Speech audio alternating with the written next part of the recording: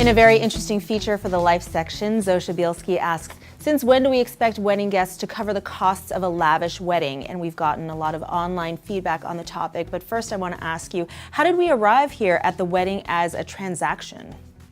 Well, basically, most of the planners I spoke with pointed to poor budgeting in the face of, glamorous visions of lavish weddings online, from Pinterest to trends like destination weddings, weekend weddings.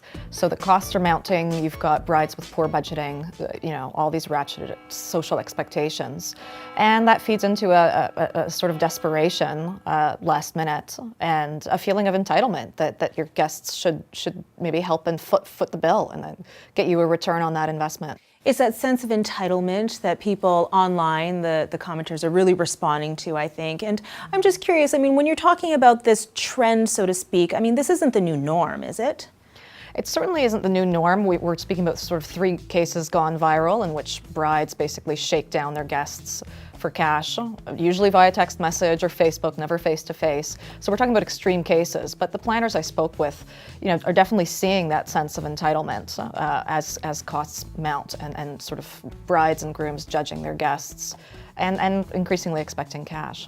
So it seems like this friction comes from a changing culture around weddings and even cohabitation.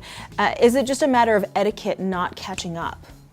People are living together much longer pre-marriage, so they've already accumulated all the goods. Cash is the new norm, or increasingly the new norm. And, what's fallen by the wayside in many cases is the etiquette. The idea of hosting your guests. You wouldn't shake people down at a dinner party on the way out for their steak and their wine. It's kind of a confusing time to be a wedding guest. Did you come away with any concrete advice for someone who may be going to a wedding soon? Give what you can, and for the brides and grooms, this is the time to spend with your friends rather than spending their money. Focus on the long-term goal, which is the survival of your marriage. Good advice. Thank you, Zosia. Thank you for having me.